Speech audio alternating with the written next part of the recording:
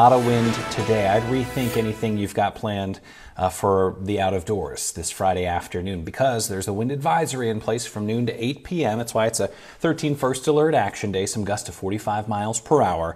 Because it's also dry, there's a red flag warning, just gives us a heads up that we've got to be cautious with respect to fire danger. And the wind early this Friday morning, blowing around 10 miles per hour. Nothing we can't handle as we head past 9 in the morning, though, and certainly by the noon hour, the wind will be more like 20 miles per hour. So that's very noticeable. Into the afternoon, the steady wind speeds at about 25 miles per hour.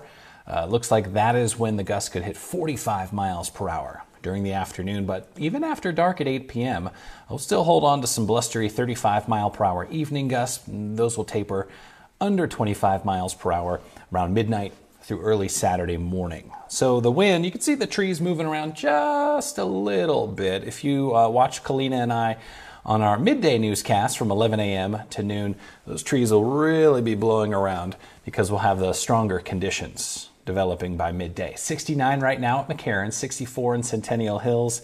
Now the temperature forecast it's okay. It's not as nice as it has been.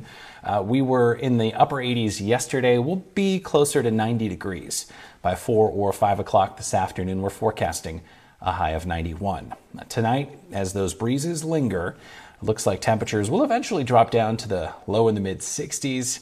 And then tomorrow, temperatures will actually take a 5-degree drop. So highs only in the mid 80s on Saturday. If you are getting outside over the weekend, very high UV index in the tree pollen as well as the ragweed pollen and the grass pollen, all still a concern. Weather pattern is really going to start to heat up on Memorial Day. Monday, we're in the mid 90s.